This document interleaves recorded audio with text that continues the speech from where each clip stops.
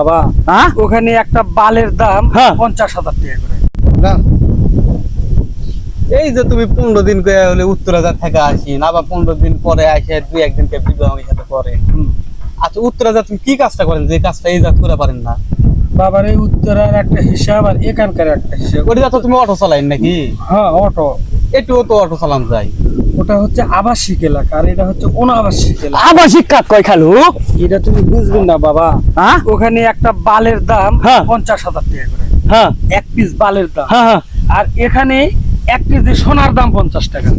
হ্যাঁ তাহলে তুমি এটা বুঝবা, এটা তোমার আরে বিমান আগে বোঝানো ওটা না, বুঝবা। এর মেন সমস্যাটা কি তুমি জানেন? না না না উত্তরাতে যে মডার্ন মেয়েরা আছে ওর কখনো যাত্রী হিসেবে পাই, হ্যাঁ। আর এই জায়গা তো গার্মেন্টস করবে, এটা তো তো মন ভরে না। ও খালি হলে কি হবে? চিটারি বুদ্ধি দিচ্ছ শালার হলে বয়স হয়ে গেছে আর তোমার লুচ্চমে বেড়ে এই করার জন্য তোমরা টাকা নিয়ে আসছো আমার। হ্যাঁ